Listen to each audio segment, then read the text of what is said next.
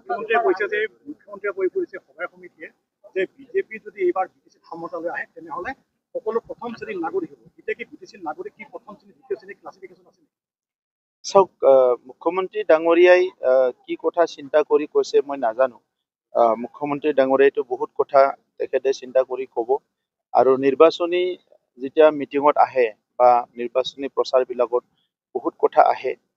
মই আছো বড়োলেণ্ডত, যি বড়োলেণ্ডত যোৱা দশকৰ পৰা দশক ধৰি এটা জুই জ্বলি আছিলে, হত্যা হিংসা, বিভিন্ন মানুহবিলাকৰ ঘৰ এৰি যাব লগা তেনেকুৱা পৰিৱেশ আছিলে। গতিকে আজি বড়োলেণ্ডত শান্তি ঘূৰি আহিছে, সমন্বয় ঘূৰি আহিছে, সকলো জাতি জনগোষ্ঠী মিলি একেলগে আমি আছো। আৰু 50 বছৰৰ পিছত প্ৰথম 5টা বছৰ চবে পাইছে, যি 5টা বছৰত আজি উশাহ নিশাহ ভালকে ল'ব পাৰিছে আৰু সকলোৱে ভালকে হাঁহি মুখে থাকি নিজৰ সময়বিলাক কটাব পাৰিছে। গতিকে এই পৰিৱেশটোৱে আমি বহুত দিনৰ পৰা সাধনা কৰি আছিলো।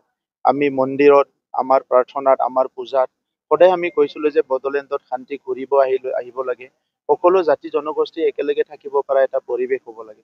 এটা সময়ত বড়ো অনাবড়ো হ'ল, তাৰ আগত জাতি সংগ্ৰামবিলাক হ'ল, তাৰ মাজতে গোষ্ঠী সংঘৰ্ষবিলাক হ'ল।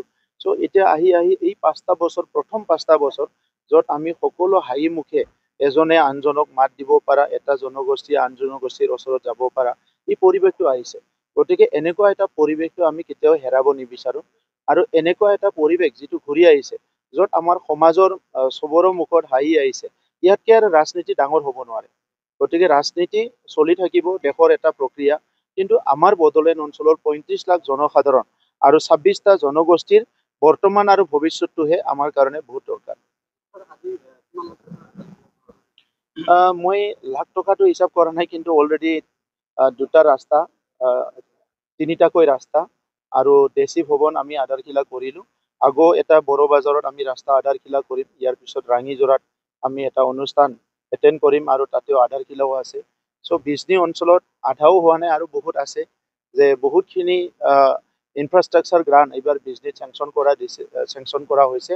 15 আগষ্টৰ পিছত মই আকৌ আহিম, তেতিয়া আমাৰ বড়োলেণ্ডত প্ৰথম যিটো নেকি আমাৰ নতুন এটা শিক্ষকসকলৰ প্ৰশিক্ষণ কেন্দ্ৰ, new generation teacher training institute, যিটো নেকি মানে আমাৰ এটা ইণ্টাৰনেশ্যনেল কোৰ্চ বা আমাৰ যিটো নেশ্যনেল কোৰ্চ, এইবিলাক চব মিলি পেলাই এটা hybrid model teacher training centre বনোৱা হৈছে। ইয়াৰ আধাৰশিলা কৰিবলৈ আহিম।